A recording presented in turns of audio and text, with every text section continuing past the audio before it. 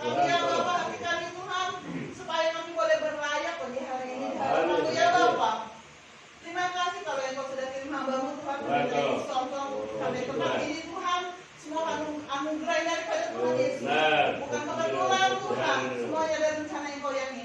Berkati kami semua yang hadir lagi hari ini Tuhan. Berkati mereka yang belum hadir di dalam perjalanan Tuhan, tibakan tempat ini dengan selamat. Anak-anak yang berhalangan yang tidak dapat hadir pagi hari ini Engkau lawat. Apapun pergumulan mereka, Engkau berikan jalan keluar. Yang sakit Engkau sembuhkan. Yang ada masalah Engkau mau tolong. Dalam pergumulan Bapak Engkau berikan kekuatan. Terima kasih Tuhan Yesus. Kami akan mulai ibadah kami pagi hari ini Tuhan. Engkau berkati seluruh pelayan-pelayan-Mu ya Bapak. Memimpin pujian, musik Tuhan, terlebih hamba yang menyampaikan firman-Mu.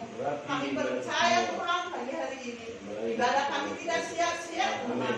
Pada saat kami memujiakan nama Engkau, kuasa-Mu bekerja, Engkau hadir di tengah-tengah kami. Yang sakit disembuhkan, masalah Tuhan, yang Engkau berikan kami kelegaan. Berkati anak-Mu Angel Tuhan, pimpin kami dalam puji-pujian, Engkau pakai dia Tuhan. Setiap pujian dipersiapkannya, semuanya boleh menjadi kemuliaan bagi nama-Mu. Kasih Tuhan Yesus, kami akan mulai ibadah kami pagi hari ini Tuhan. Hanya padamu saja kami sudah berdoa, juga mengucap syukur. Haleluya. Amin.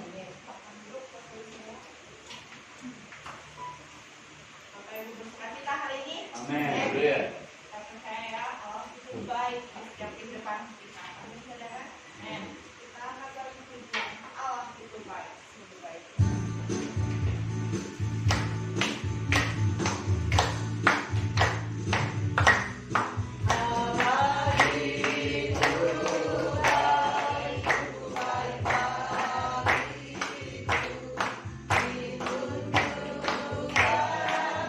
Kasih setia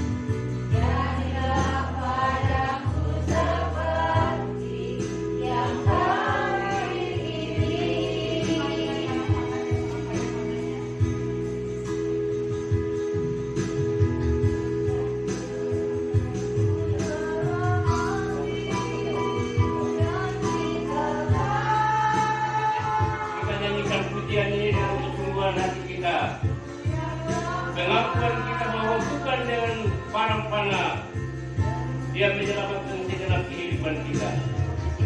Jadi kalau pujian ini dalam kesungguhan hatimu dan hatiku, undanglah hadir dan Allah bersama dengan kalian juga.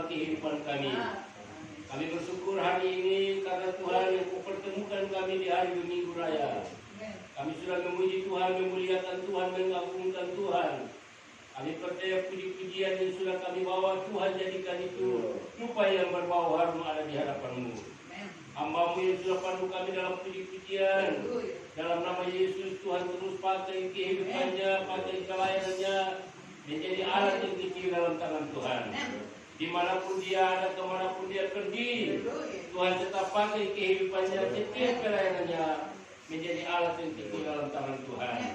Kehidupannya dan pelayanannya menjadi saluran berkat bagi orang lain. Lewat hidupnya, lewat pelayanannya, banyak orang akan datang dan memuliakan nama Tuhan. Di pertengahan ibadah ini Tuhan kami rindu dibekali dengan kebenaran firman Tuhan. Kami sadar firman Tuhan adalah kompas perjalanan hidup kami, yang memberikan arah bagi kami, tujuan bagi kami yang pasti. Firman Tuhan adalah pelita bagi kami, cara bagi perjalanan hidup kami. Karena itu Tuhan, mari Engkau bicara bagi kami. Hamba-Mu tidak punya apa-apanya, tapi Tuhanlah yang percayakan pelayanan ini bagi hamba-Mu. Mari Tuhan, Engkau saluti hamba-Mu dengan kuasa kebenaran-Mu. Sembunyikan hamba-Mu jauh di balik salib-Mu. Engkau munculkan berkata-kata bagi kami semua. Sehingga baik umat-Mu, baik hamba-Mu, sekalian kami berkati oleh kebenaran firman Tuhan di hari ini. Setiap kuasa yang tidak berasal dari Tuhan, yang hadir bersama dengan kami dan coba-coba untuk mengalihkan konsentrasi kami tidak terarah kepada kebenaran firman Tuhan. Bahkan setiap bibit-bibit firman Tuhan yang ditemukan dirampas oleh kuasa yang tidak berasal dari Tuhan. Kami sepakat dalam iman dan percaya kami tolak dan kami tawar di bawah kaki Tuhan. Dalam nama Tuhan Yesus, kami izinkan Roh Allah hadir bersama dengan kami. Roh Allah ambil alih jalannya ibadah kami, bahkan Oh Tuhan, kebenaran firman Tuhan kabulkan. Roh Allah yang akan mengambil alih, sehingga firman Tuhan disampaikan dengan benar. Firman Tuhan disampaikan dengan jelas. Biarlah nama Tuhan saja dipuji, dimuliakan dan diagungkan. Terima kasih Bapa di surga. Ini seluruh kehidupan kami. Kami sudah siap untuk sambut kebenaran firman Tuhan. Dalam nama Tuhan Yesus Kristus, firman kebenaran dan hidup. Kami bersyukur dan sambut firman Tuhan. Haleluya. Amin. Bapak Ibu dipersilakan. Shalom Bapak Ibu. Apa kabar? Luar biasanya Tuhan dalam kehidupan kita. Saya bertemu hanya beberapa menit dengan Bapak Pendeta Markus bersama ibu. Tapi pertemuan kali perjumpaan kami terus mengingat kami semakin dekat. Saya tidak sangka-sangka saya sampai di Jakarta, Bapak Markus terus menghubungi saya. Roh Kuduslah yang mengikat kita menjadi satu. Sebelum saya menyampaikan kebenaran firman Tuhan, saya perkenalkan diri saya. Nama saya Edison Fred Katihara. Saya dilahirkan di satu pulau yang paling kecil di daerah ujungnya Timur Leste, Pulau Pisar namanya.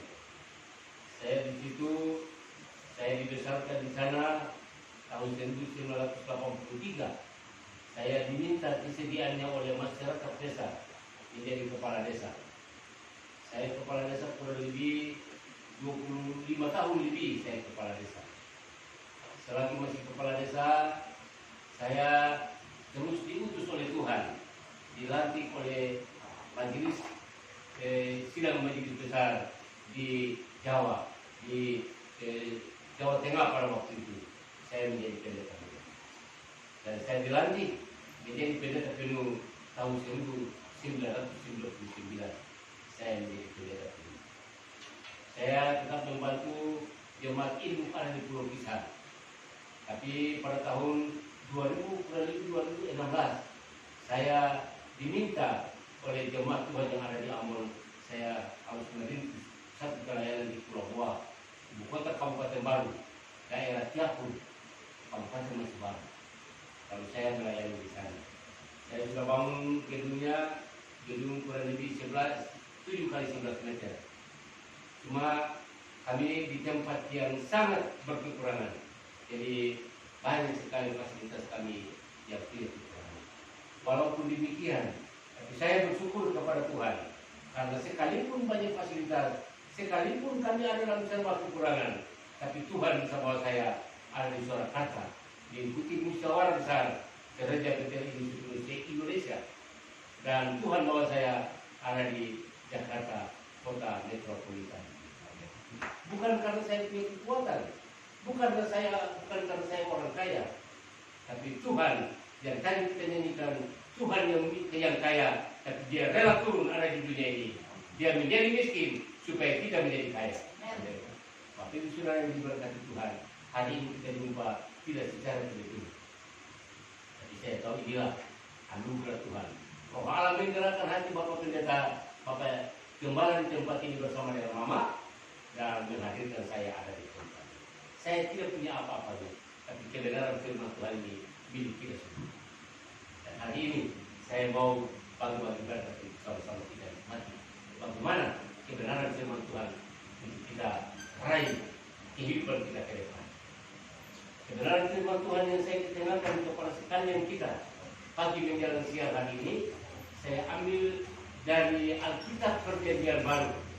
Pertama Petrus pasal yang keempat, 3 ayat yang perlu saya kekenalkan. Pertama Petrus pasalnya yang keempat, pada ayatnya yang ke-17 dan ayatnya sampai ayat yang ke-19. Pertama Petrus pasal 4 ayatnya yang ke-17 sampai dengan ayatnya yang ke-19. Kalau Bapak Ibu sudah temukan, saya minta kesediaan Bapak Ibu saudara sekalian, kita ada dalam kerjasama, kita baca secara bersama-sama ayat 17 sampai dengan ayatnya yang ke-19 dalam berikut kebenaran firman Tuhan di hari ini. Menderita harus dengan sabar dalam Filipi setiap menderita sebagai orang Kristen. Pertama, Petrus pasal yang keempat, ayatnya yang ke-17 sampai dengan ayat yang ke-19. Kita baca secara bersama-sama. Hitungan 3, kita mulai. 1, 2, 3. Karena telah tiba saatnya penghakiman dimulai, dan pada rumah Allah sendiri yang harus pertama diyakini. Dan jika penghakiman itu dimulai pada kita, bagaimanakah kesudahannya dengan mereka yang tidak percaya pada Injil Allah? Dan jika orang benar hampir tidak diselamatkan, apakah akan terjadi orang fasik dan orang berdosa? Karena itu, baiklah juga mereka yang harus menderita karena kehendak Allah, menyerahkan jiwanya dengan selalu berbuat baik kepada Pencipta yang setia. Amin. Untuk firman Tuhan, silakan dibaca. Bapak Ibu Saudara yang diberkati Tuhan, kebenaran firman Tuhan dan saya perkenalkan pagi menjelang siang hari ini, saya berikan judulnya yang sederhana adalah siap meraih keselamatan. Orang pasti datang ke gereja tidak lain hanya cari keselamatan. Dia bukan datang karena menunjukkan pakaian yang baru, pakaian yang indah, bukan. Jadi pasti dia datang karena dia rindu dia diselamatkan. Orang menjadi murid Tuhan, dia juga rindu supaya banyak orang diselamatkan. Dan itu kerinduan hati Tuhan. Tidak ada orang yang rindu untuk menghancurkan sesamanya, tapi Tuhan rindu kita saling memberkati satu dengan yang lain. Petrus menulis suratnya dan menasihati orang-orang pendatang yang tersebar ada di Pontus, ada di Galatia, ada di Kapadokia, Asia Kecil dan Bitinia.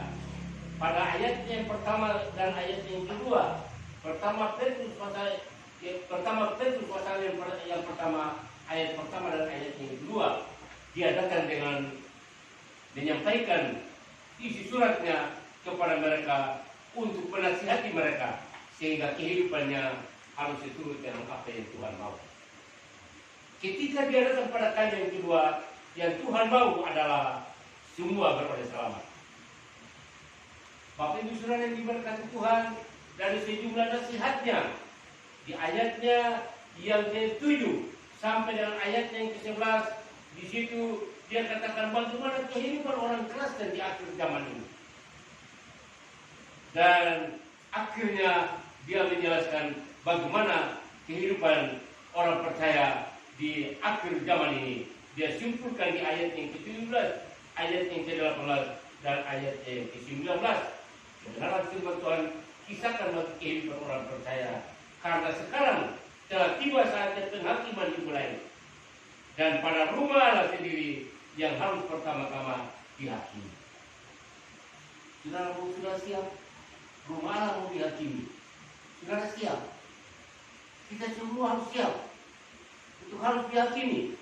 Siapapun dia, saya sekalipun pendeta, tapi saya harus siap untuk dihakimi, untuk memperoleh keselamatan.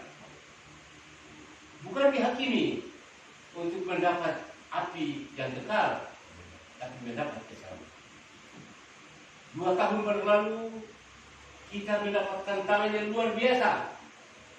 Dunia mendapat tantangan luar biasa, gereja mendapat tantangan yang luar biasa. Bukan di sini saja, tapi di tempat saya ada juga seperti itu. Corona membuat kita ibadah tidak berlangsung seperti ini, tetap muka bersama. Inilah tantangan besar bagi gereja Tuhan pada waktu itu. Saya di sana juga tidak bisa beribadah karena dilarang. Apalagi di sini. Dan saya di sana sudah aman, coronanya sudah aman. Kita beribadah bebas. Tapi di sini masih berhati-hati.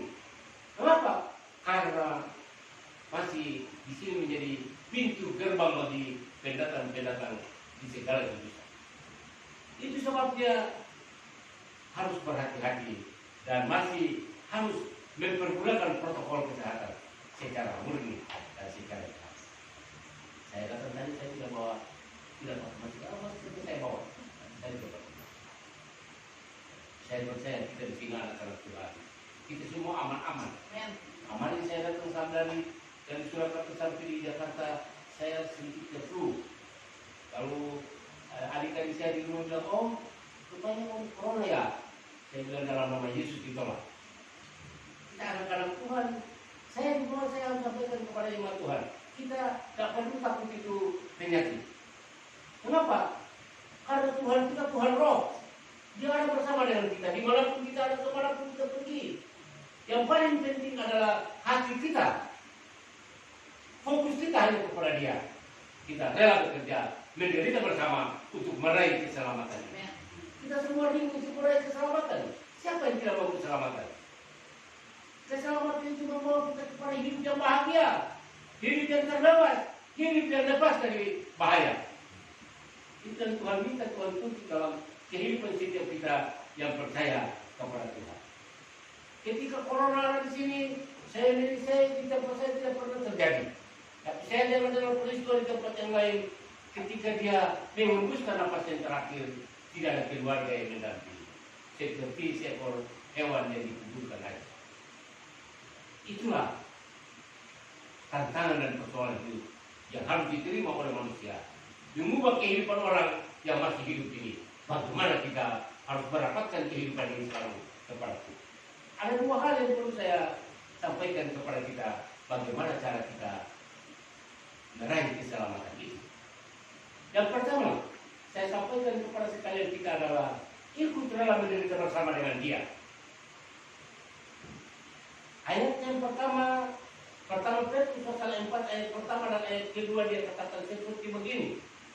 Jadi karena Kristus telah menderita penderitaan badani, kamu pun harus juga mempersenjatai dirimu dengan pikiran yang demikian. Karena barang siapa telah menderita penderitaan badani, ia telah berhenti berbuat dosa, supaya waktu yang sisa jangan kamu pergunakan menurut keinginan manusia, tetapi menurut kehendak Allah. Kita waktu-waktu yang terakhir ini waktu-waktu yang jahat. Pertama Timotius pasalnya yang ketiga ayat yang pertama sampai dengan ayat yang keempat itu dikisahkan. Hari-hari akhir itu banyak orang sudah tidak peduli dengan agama lagi. Banyak orang sudah tidak peduli dengan beribadah lagi. Banyak orang sudah tidak peduli dengan orang tua lagi. Segala hal akan terjadi pada ketika itu. Dan inilah saat-saat terindah terjadi bagi kehidupan orang percaya. Saya tadi bincang-bincang sedikit dengan Bapak Gembala. Saya bilang, Bapak anak berapa? Saya anak satu. Saya sudah kawin. Jadi baik suami. Jadi Bapak dengan ibu sendirian. Iya. Seperti itu lah. Kalau kita dulu masih pikir kita anak-anak masih mendampingi orang tua. Tapi sekarang dunia akhir ini kita kawin, punya anak, tetapi dia tidak akan mendampingi kita di masa tua. Dia terlepas dari kita. Karena itu kita harus membiarkan dengan Tuhan. Roh Allah tetap mendampingi kita, Roh Allah tetap menyertai kita. Dimanapun kita ada, dalam peristiwa seperti apapun, Roh Allah tetap menyertai kita. Bapak Ibu Saudara yang diberkati Tuhan, mengapa kita harus ikut rela menderita bersama dengan Kristus? Rasul Paulus nasihati umat Tuhan yang ada di jemaat Roma. Dia bilang di Roma pasalnya yang ke-8 pada ayat yang ke-17. Dia bilang, dan jika kita adalah anak, maka kita juga adalah ahli waris. Maksudnya orang-orang yang berhak menerimanya bersama-sama dengan Kristus, yaitu jika kita menderita bersama dengan Dia, supaya kita juga dipermuliakan bersama dengan Dia. Kita ini adalah anak-anak Tuhan. Dan karena itu anak-anak Tuhan itu tidak perlu berlipat tangan seperti begini, tapi dia harus bekerja. Bukan gembala saja yang bekerja, tapi jemaat juga harus bekerja, menyaksikan kebaikan Tuhan, memenangkan banyak jiwa bagi kemuliaan Tuhan.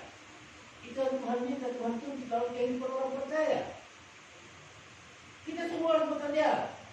Kita tidak bisa hanya mengharapkan, saya bukan pendeta, saya bukan pelayan, saya bukan majelis, Tapi semua kita dipercayakan menjadi anak-anak Tuhan yang harus turut menderita bersama dengan Dia, menyaksikan kebaikan Tuhan. Di mana kita ada, kemana kita pergi, kita harus menyaksikan kebaikan Tuhan dalam kehidupan. Bapak Ibu Saudara yang diberkati Tuhan, kita adalah anak-anak Tuhan sebagai ahli waris kerajaan surga. Kita harus menyatakan diri kita, pernyataan kita adalah ahli waris kerajaan surga. Dan karena itu kita tidak bisa berlipat tangan. Kita harus bekerja dan terus bekerja. Saya orang lapangan, Bapak Ibu Saudara. Saya menjadi kepala desa satu ketika itu ada satu orang dari Bandung. Dia datang di timur-timur, waktu timur-timur masih terbuka. Dia dari timur-timur, dia ikut motor laut sama-sama dengan saya.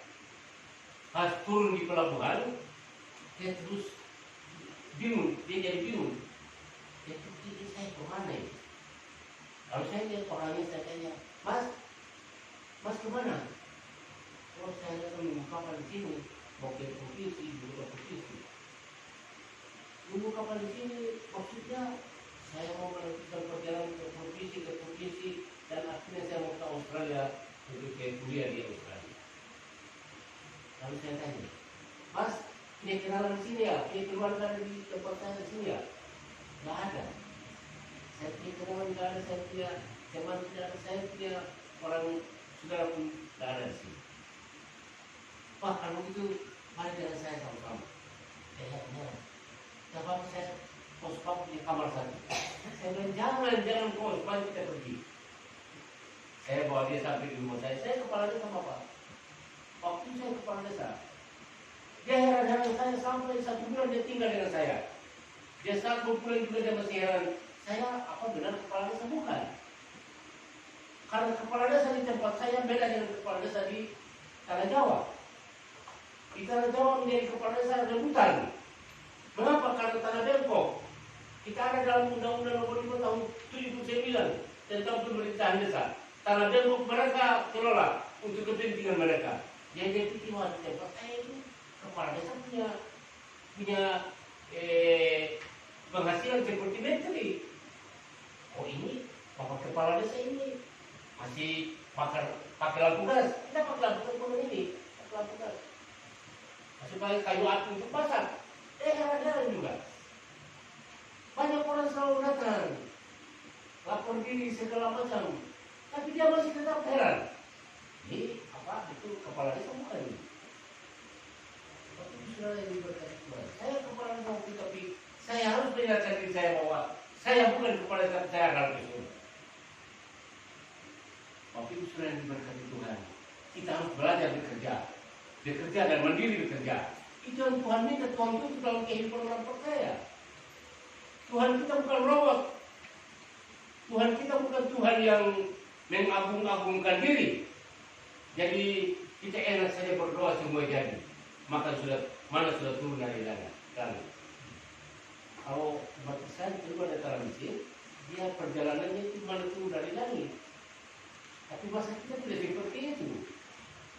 Kita harus berdoa dan bekerja. Ora et labora. Kita harus berdoa dan bekerja. Kita harus bekerja. Kita harus meraih keselamatan itu dengan cara harus bekerja. Harus sengsara. Harus meraih. Kita harus berjuang untuk meraih keselamatan itu. Bapak Ibu Saudara diberkati Tuhan. Banyak orang yang pikir mungkin jadi orang Kristen itu senang-senang. Karena Tuhan kita adalah raja di atas segala raja. Jadi dia pikir raja di atas segala raja berarti dia senang. Bukan. Meraih keselamatan itu harus melalui jalan via dolorosa. Melalui jalan yang berdekat-dekat, melalui jalan yang sempit, kita harus melewatinya untuk masuk di kerajaan Tuhan. Bapak Ibu Saudara yang diberkati Tuhan. Bahagian yang kedua yang perlu saya ketengahkan kepada setiap kita pada kesempatan pagi menjelang siang hari ini. Bagaimana seorang meraih keselamatan itu? Yang kedua adalah rela memberi tumpangan. Rela memberi tumpangan, rela memberkati orang. Kita rela memberi tumpangan dan rela memberkati orang. Tidak senang-senang kalau anak-anak Tuhan. Harus senang untuk melakukan yang terbaik, bantu orang lain. Saya lihat di sini, tadi pagi saya datang, saya sudah sarapan pagi. Saya datang, Bapak Gembala masih pas stop di satu warung. Saya pikir ini ngapain? Padahal Bapak Gembala bilang mari kita sarapan. Apa saya sudah sarapan di rumah? Saya orang lapangan, saya bukan orang bos-bos. Hamba Tuhan kita disuruh Tuhan. Jadi hari ini tidak makan juga tidak apa-apa, Bapak Gembala. Habis pelayanan di sini kita terus ke Cakung. Tidak apa-apa ya. Bapak Gembala walaupun orang tua tetapi beliau sangat menghargai saya. Beliau sendiri langsung mencintai. Saya sangat bersyukur, saya bangga. Saya di tempat pelayanan saya seperti itu juga. Saya sekalipun orang sudah tua, tapi anak muda karena alasannya tidak ada kendaraan, saya juga harus jemput dia. Antar jemput.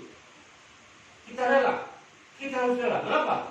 Karena kita rindu kita diselamatkan, kita rindu orang lain juga diselamatkan. Bukan kita rindu untuk kita yang diselamatkan saja, orang lain tidak boleh. Dan ini yang ada pada kehidupan Bapak Gembala di tempat ini, sehingga beliau harus antar jemput. Saya bilang, Ibu, nanti beliau datang sendiri. Kenapa? Bisa ya? Iya, saya karena pelayanan dia nanti beliau datang sendiri.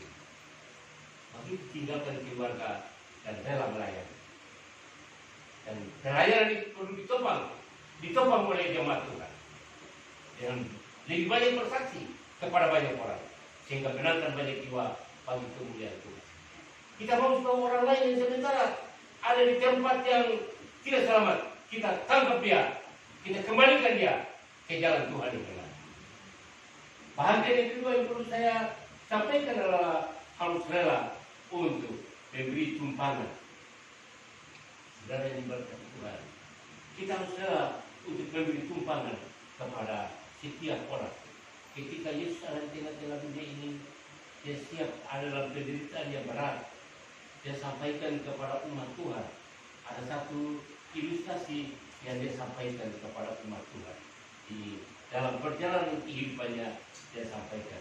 Matius pasal yang ke-25 pada ayatnya yang ke-35 dan seterusnya. Di situ bagaimana kisah Yesus menyampaikan sesuatu kepada umat Tuhan. Matius pasal 25 ayat yang ke-35 dikatakan dalam terhakiman yang paling terakhir. Dia katakan di ayat yang ke-35 dia bilang begini. Sebab ketika aku lapar kamu memberi aku makan, ketika aku haus kamu memberi aku minum, ketika aku seorang asing kamu memberi aku tumpangan, ketika aku telanjang kamu memberi aku pakaian, ketika aku sakit kamu melawat aku, ketika aku dalam penjara kamu mengunjungi aku. Maka orang-orang benar itu akan menjawab dia, katanya, Tuhan, bila manakah kami melihat engkau lapar dan kami memberi engkau makan, atau haus dan kami memberi engkau minum? Bila manakah kami melihat engkau sebagai orang asing dan kami memberi engkau tumpangan, atau telanjang dan kami memberi engkau pakaian? Bila manakah kami melihat engkau sakit atau dalam penjara dan kami mengunjungi engkau? Dan raja itu menjawab mereka, aku berkata kepadamu, sesungguhnya segala sesuatu yang kamu lakukan untuk salah seorang dari saudaraku yang paling hina ini, kamu telah melakukannya untuk aku. Ini pelayanan kita itu harus tersebar. Kita melayani sesama. Saya makan tadi tidak habis. Lalu Bapak Gembala bilang, kalau ya bungkus ya.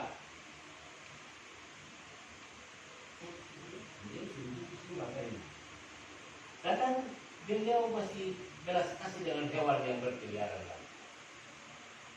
Hewan saja disayangi oleh Bapak Gembala, apalagi dengan manusia jemaat Tuhan yang ada ini.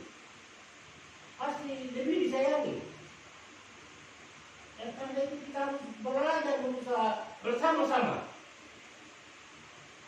Rapat barisan, buka sayap, dan menangkan banyak jiwa. Itu yang Tuhan minta, Tuhan itu kalau kehidupan orang kita harus sama-sama. Tak perlu kita hanya harap kepada Bapak Gembala dan Ibu aja. Itu juga tidak. Menangkan banyak jiwa. Sebanyak-banyak jiwa kita harus menangkan.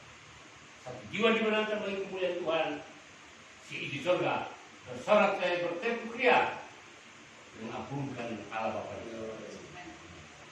Dan upah kita tidak akan kehilangan ketika kita melakukan yang terbaik untuk kemuliaan Tuhan.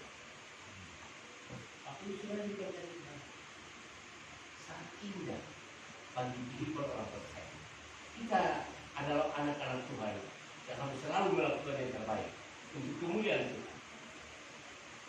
Rasul Paulus katakan dalam suratnya kepada jemaat Tuhan di Ibrani, dia bilang jangan lupa memberi tumpangan kepada orang, sebab dengan berbuat demikian beberapa orang dengan tidak diketahuinya telah menjamu malaikat-malaikat surga. Ibrani pasal 13 ayat 2. Jadi ketika kita melakukan yang terbaik kepada orang, orang itu telah menjamu malaikat surga. Kita harus menyadari sungguh bahwa Kristus lebih awal menderita. Pengorbanannya beda dengan pengorbanan kita. Bapak Markus tadi pada Bapak Gembala tadi perjalanan cukup jauh. Pengorbanannya pasti yang diakui oleh Bapak Gembala adalah pengorbanan saya belum sesuai dengan pengorbanan itu. Sekalian kita pun demikian. Saya yang perjalanan dari kota Tiapur sampai di Jakarta ini, tapi saya menyadari bahwa pengorbanan saya pun belum mencapai target dan itu. Kita harus melakukan yang terbaik untuk Tuhan. Harus untuk melakukan yang terbaik. Dan itu yang Tuhan tuju. Kita harus melayani Dia. Sebab Dia katakan aku datang bukan untuk dilayani, tapi aku datang untuk melayani. Kita semua siap untuk melayani. Kita sebagai anak-anak Tuhan, pewaris kerajaan surga. Kita tidak hanya siap untuk dilayani, tapi kita harus siap untuk melayani. Jangan sampai ada firman Tuhan yang bilang yang terdahulu menjadi yang terkemudian, yang terakhir. Kita mulai dari terdahulu, kita harus sampai kepada yang terakhir, sampai kepada masuk kerajaan surga. Dan karena itu kita harus tekuni. Kita tekuni iman kita sesungguhnya, sehingga kita betul-betul menjadi pewaris kerajaan surga. Makanya setiap hari kita bergereja. Dan kepada akhirnya tempat kita bukan di tempat yang disediakan oleh Tuhan. Saya percaya sekalian kita yang beribadah itu hati kita fokusnya hanya kepada itu. Tidak ada orang yang datang beribadah hanya semata-mata datang menunjukkan pakaian baru. Pasti dia datang, dia ingin supaya dia diselamatkan. Semua orang ingin supaya diselamatkan. Tapi ingin diselamatkan ada dua hal yang paling penting dalam kehidupan orang percaya. Ialah harus rela untuk menderita bersama dengan Dia dan harus rela memberi tumpangan kepada orang lain. Ada satu ketika ada Tuhan Yesus ada di salah satu tempat. Dia persis ada di salah satu tempat, banyak orang yang berkerumun kepada Dia. Lalu terus murid-muridnya disuruh oleh Tuhan Yesus dia berpindah tempat. Ketika dia berpindah tempat, murid-muridnya mengikuti dan orang banyak itu mengikuti, dan akhirnya salah satu di antara mereka bertanya, Tuhan, Guru, aku mau mengikuti Engkau. Kemana saja Engkau pergi? Tapi Yesus bilang, serigala tidak bilang, burung tidak sangka, tapi anak manusia tidak punya tempat untuk membaringkan kepala. Terus pasalnya, Lukas pasalnya yang ke-9 pada ayat yang ke-10 sampai ayat ke-10. Jadi dia selama ada di sini, dia melangkah terus, berjalan terus, dan melayani dan terus melayani. Karena itu dia bilang, serigala punya liang, burung punya sangkar, tapi anak manusia tidak punya tempat untuk membaringkan. Ada satu datang lagi, yang bilang, aku mengikuti Engkau, tapi izinkan aku untuk menguburkan ayahku dulu. Tapi Yesus bilang, biar orang mati dulu. Jadi Tuhan mau jangan kita menoleh ke belakang. Kita harus menoleh ke depan dan terus menoleh ke depan kepada Yesus Kristus Tuhan yang sudah sediakan keselamatan bagi setiap orang percaya, saudara dan saya. Kita semua Tuhan sudah sediakan. Aku pergi dan aku menyiapkan tempat bagimu. Dan setelah akan menyiapkan tempat bagi kita sekalian. Dan keselamatan itu menjadi warisan kita, bukan warisan orang lain. Tapi upaya untuk meraih keselamatan itu adalah kita harus turut menderita bersama dengan dia. Itu Tuhan mau membantu dalam kehidupan orang saya. Sebentar saya lihat di depan adalah bulan tanggal baru dan kita siap dijamu dan tubuh dan darah. Tubuh dan darah Kristus itu bukan hal yang gampang. Dia telah bayar kita dengan lunas, bukan dengan barang fana, bukan dengan emas dan perak, bukan dengan harta kekayaan dunia ini, tetapi darahnya tertumpah membasahi bumi, tubuhnya tercabik-cabik, bukan karena kesalahannya, bukan karena dosanya, tapi karena dosa saudara dan dosa saya. Kita semua orang berdosa, saya pun orang berdosa, kita semua orang berdosa. Karena itu, ketika kita makan dan minum bersama, kita makan dengan iman kita bahwa yang kita makan dan kita minum adalah benar tubuh Kristus dan darah Kristus yang kita makan dan minum bersama. Yang selalu menguatkan kita, yang selalu menopang kita, yang selalu memberikan kesenangan kepada kita. Kita mau bersaksi sampai dimanapun kita bersaksi, memenangkan banyak jiwa bagi kemuliaan kita. Tuhan memberkati jemaat di tempat ini sehingga jemaat ini mudah-mudahan pada saat ketika saya datang lagi, saya datang pasti melayani. Saya pastikan, karena kita 2 tahun sekali kita ada di Tanah Jawa untuk ikut musyawarah. Tapi 2 tahun mendatang kan, 2 tahun mendatang apa? Di mana? Nggak tahu nanti panitia pasti dibentuk. Ya. Jadi kalau saya datang saya lanjut di sini, pasti saya ini hubungi Bapak dan Ibu Gembala. Gimana keadaan? Sehat-sehat ya? Dan pasti Bapak Gembala bilang ya, mampirlah bagi-bagi berkatlah. Saya akan mampir di sini. 3. Jika Tuhan izinkan, kita harus berdoa supaya Tuhan izinkan. Karena tekad kita itu kalau ada izin Tuhan, Tuhan yang mengizinkan kita kesempatan itu. Kita tidak punya kuasa untuk menetapkan langkah-langkah kita, tapi yang punya kuasa menetapkan langkah kita adalah Dia, Pencipta langit bumi serta isinya. Tuhan dan Juru Selamat kita, Roh Kudus yang selalu menyertai perjalanan ini. Amin untuk firman Tuhan. Tuhan Yesus memberkati kita semua sehingga dalam meraih keselamatan, mari kita terus dapat barisan, kita bekerja keras dan menangkan banyak jiwa bagi kemuliaan Tuhan. Dimanapun kita ada, kemanapun kita pergi, kita meraih kemenangan untuk bawa banyak jiwa bagi kemuliaan Tuhan. Tuhan memberkati kita semua sehingga kita semua semakin punya semangat, semakin punya gairah untuk memenangkan jiwa bagi kemuliaan. Bukan bagi Bapak Gembala, tapi bagi kemuliaan. Tuhan memberkati kita semua pagi hari ini.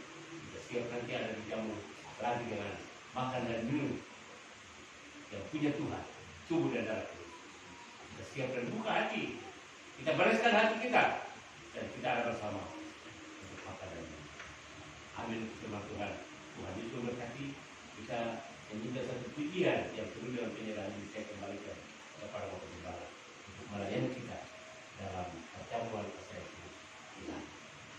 Musik saya bisa angkat satu pikiran saya kembalikan kepada Bapak Gembala untuk melayani kita dalam perjamuan saya.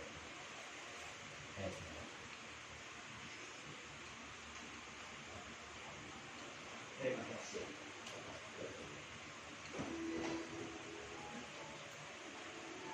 Puji Tuhan, kita telah bersama-sama menikmati firman Allah bahwa Dia adalah hakim yang adil. Amin.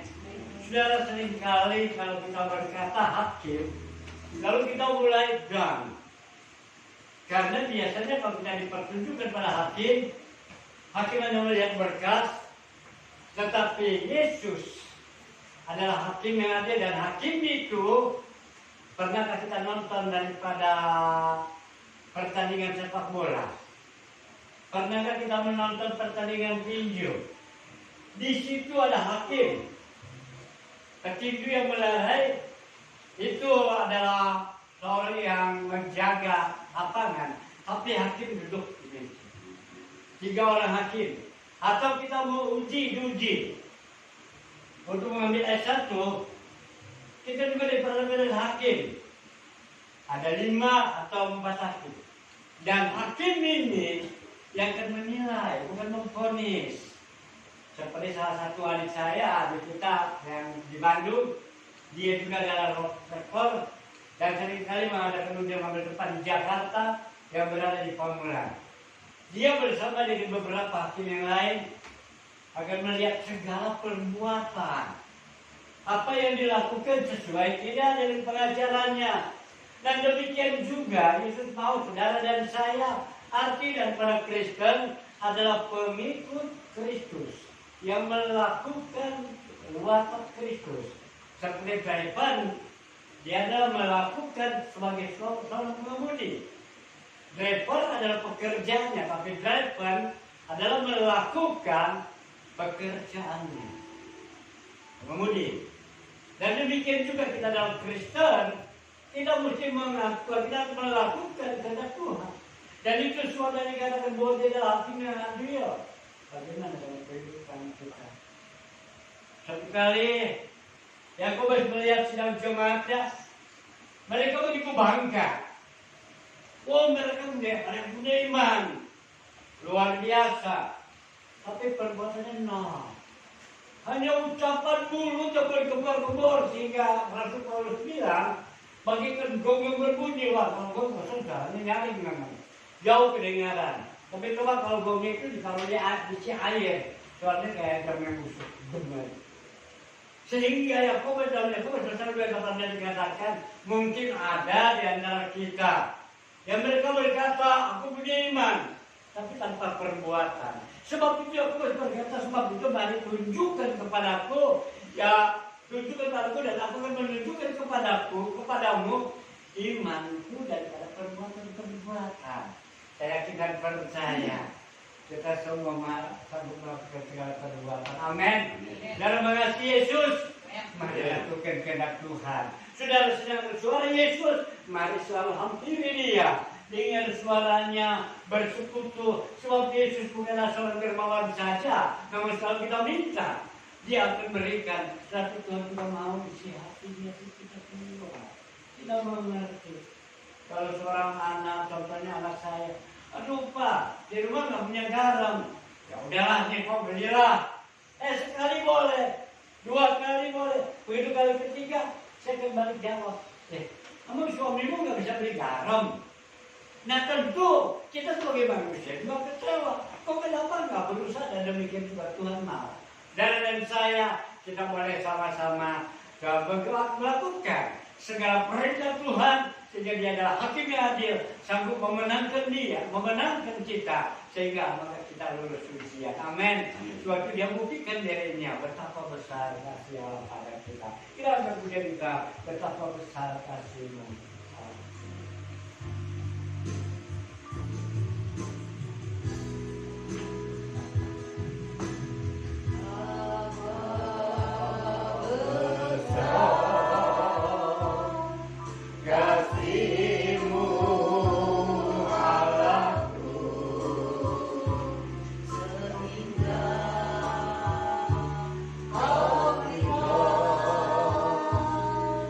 Yesus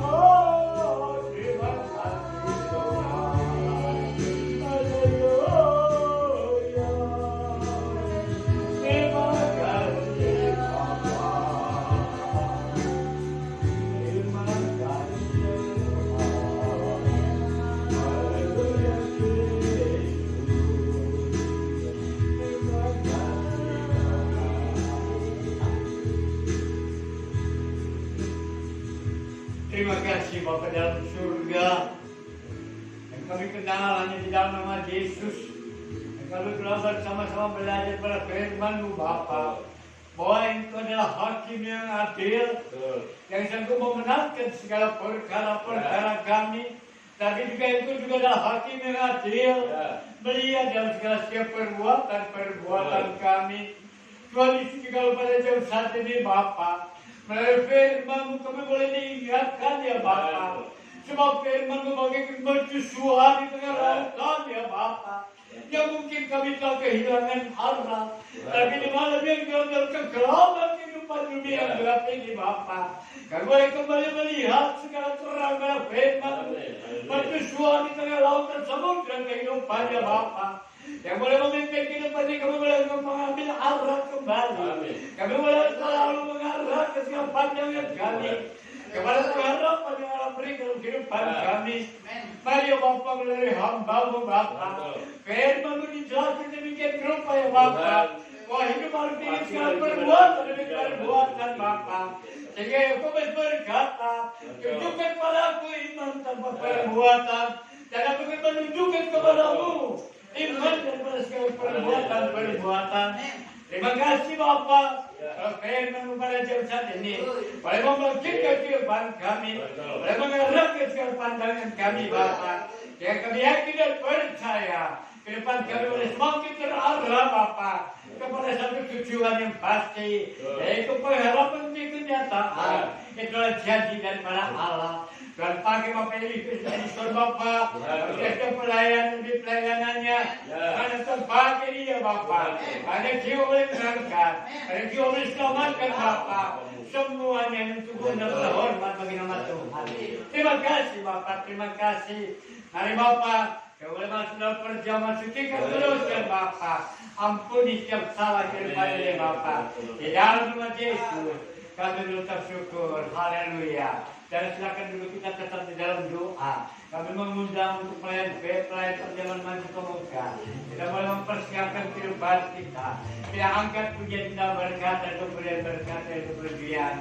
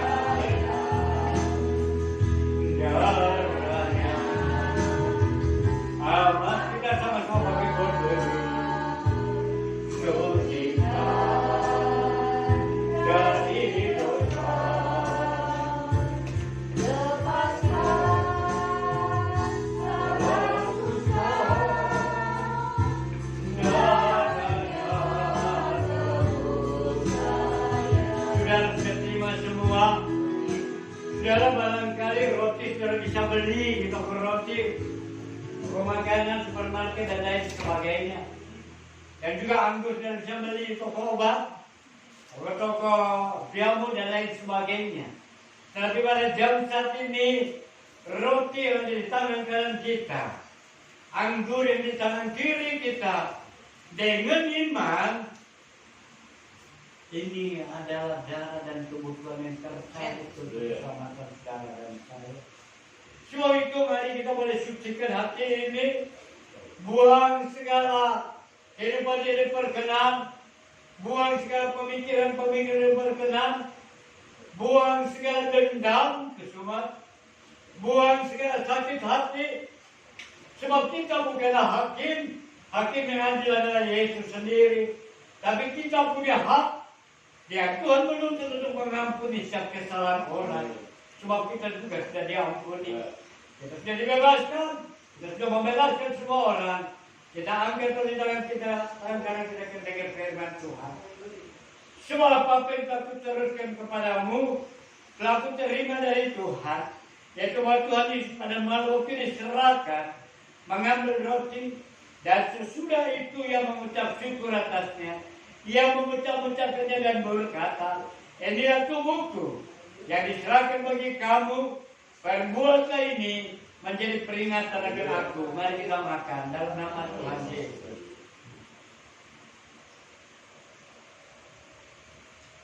Haleluya. Kita angkat anggur dengan tangan kita dengar firman Tuhan. Demikian juga yang mengambil cawan sesudah makan lalu berkata, cawan ini adalah perjanjian baru yang dimateraikan oleh darahku. Perbuatlah ini setiap kali kamu meminumnya menjadi peringatan akan aku. Sebab setiap kali kamu makan roti ini dan minum cawan ini, kamu memberitakan kematian Tuhan sampai datang. Mari kita minum dalam nama Tuhan Yesus. Amin.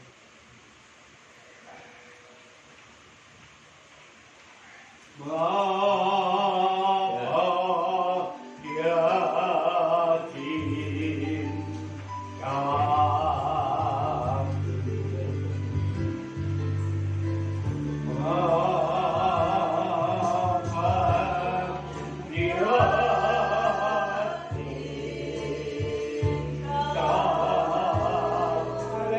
yakin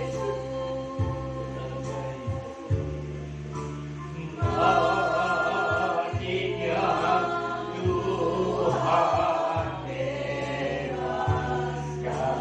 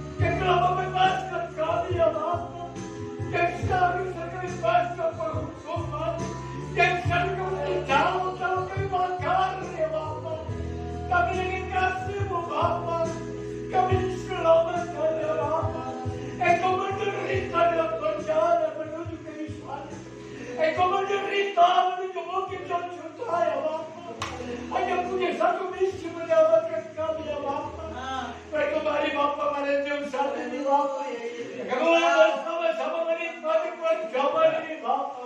Banyak jalan kebutuhan Bapa. Dan semua juga bisa menerimanya Bapa. Tuhan mereka saat ini Bapa. Kami ini dalam keadaan lemah ya Bapa. Mari Tuhan berikan kami kekuatan ya Bapa. Sebab keadaan yang subur Bapa. Masih dalam eksis sampai tahun ini, sampai saat ini Bapa. Dan karena ini juga Bapa mungkin kami dalam keadaan sakit. Apapun segala penyakit kami Bapa. Apa udah bekerja-kerja pada ini Bapa. Baik segala sakit pada dalam tubuh ini Bapa. Baik dalam tubuh bagian kepala. Bagian tangan, bagian dalam tubuh ini. Bagian kaki semuanya Bapa. Ada dalam nama Yesus Tuhan. Kami telah disembuhkan Bapa. Dan terlebih juga Bapa.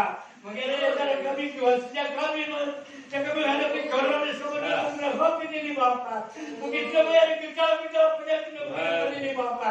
Kemalasan terjadi Bapa. Dan kami bertemu sendiri lain Bapa. Dan kami bagi juga adalah Tuhan. Dan penyakit Tuhan yang begitu secara perlahan Bapa. Agar kami jauh dengan Tuhan. Dan mari Bapa dan saudara Bapa.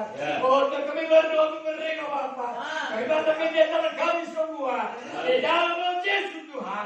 Kemampuan kemampuan hidup ini Bapa. Sehingga iman kami boleh dibangunkan kembali Bapa. Dari firman Bapa. Kami boleh dikuatkan dan diteguhkan. Terima kasih Bapa. Terima kasih. Maka kami yakin dan percaya. Dan ada tubuh masih dalam eksis Bapa. Untuk menyelamatkan kami. Membangkitkan kami. Menyehatkan baik jasmani maupun rohani kami.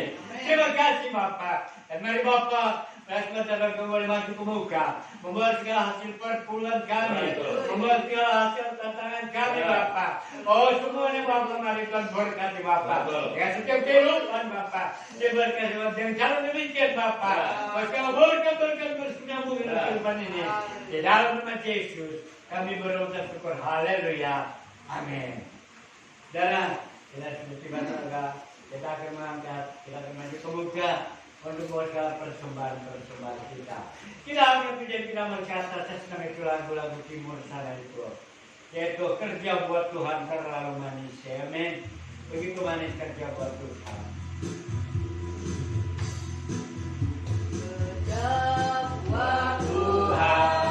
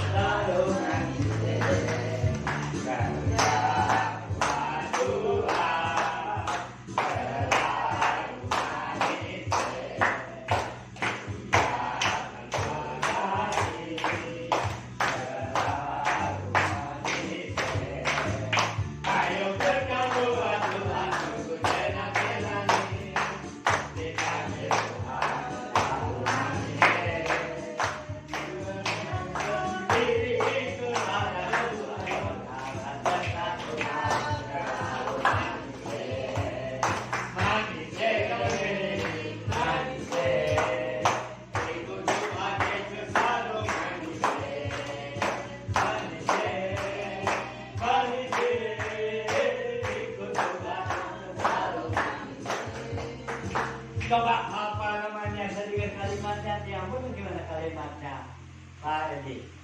Coba gimana kalimat? Buat Tuhan sungguh manis. Coba terus selanjutnya. Saya tidak terlalu. Kami kalau kamu suka diplesetin. Begini lagunya. Kerja buat Tuhan selalu manis. Biar tanpa gaji. Selalu manis. Kalau bisa terlalu. Mereka lompat dua baris, tapi memang jiwa dia pertaruhkan sampai di Kalimantan tetap dia pertahankan. Kita akan begini lagi dengan semangat. Oke. Kerja buat Tuhan. Selalu manis.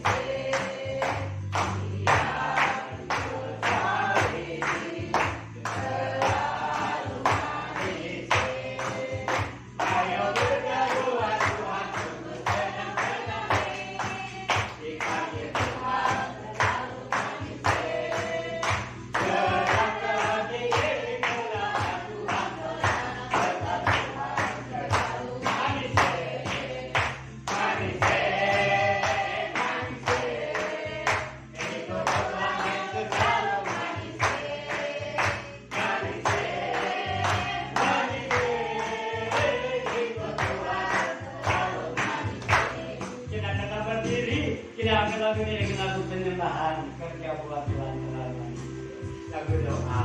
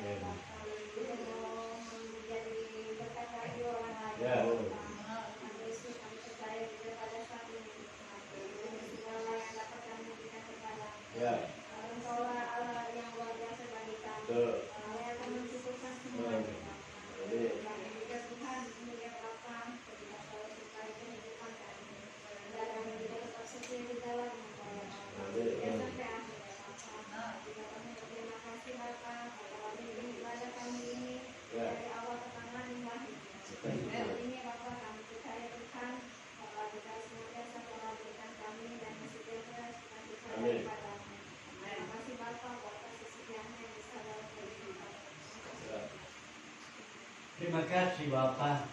Mari Bapak, sudah mencerai Tuhan. Tolong sertai seluruh anak-anakmu ya Bapak. Baik Tuhan, mereka yang mengendarai kendaraan, baik juga Bapak, pada hamba Bapak Edison. Tolong campur tangan. Ada harian selama di Jakarta. Pakai terang juga Bapak.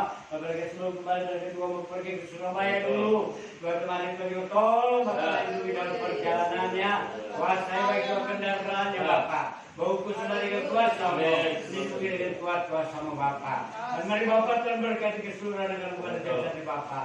Bagi anak-anak yang bersekolah berikan hikmah dalam berbuat Tuhan. Cukup dengan biaya pendidikannya Bapak. Yang mereka bekerja Tuhan. Yang bukan di kantor swasta, kantor pemerintahan. Mari berikan jiwa roh yang takut kepada Tuhan. Sehingga dapat siap pekerjaannya Bapak. Nama Tuhan dipermuliakan. Mari berkati juga wakil Bapak, anak-anak Bapak yang bekerja mengerjakan lahan perkebunan, lahan pertaniannya. Baik mereka bekerja di gunung, baik mereka bekerja di lembah. Tolong terlebih di tobingnya Bapak. Kedua campur tangan, bagi mungkin mereka bekerja di pantai pesisir Bapak. Tolong semua baik para nelayan, bagi terlebih ke Bapak, para pengemudi Bapak. Di dalam misalnya mengendarai kendaraan transportasi Bapak. Baik mereka mengendarai pesawat udara, baik mereka mengendarai kendaraan laut, baik mereka mengendarai kendaraan darat. Bungkus semua dengan kuasa-Mu Bapak. Bertemu dengan kaum keluarga Bapak. Kita semua nama-Mu saja boleh permuliakan. Terima kasih Bapak. Hanya kepada-Mu Tuhan. Kami bermohon berkat pada-Mu dalam nama Tuhan Yesus. Haleluya. Maka saudara kekasih, kita arahkan semangat rohani kita pada Bapa di surga. Sebab dari sana juga seluruh firman kita terarah. Dan dari juga sekarang berkat Allah dicurahkan. Dan biarlah kita pulang ke masing-masing. Kita pulang dengan segala berkat Allah Bapa. Damai sejahtera sukacita anugerah dari Tuhan Yesus Kristus. Serta persekutuan penyertaan kuasa Roh Kudus menyertai seluruh kehidupan kita sampai datang kali kedua di awan-awan sana. Bapa, terima kasih.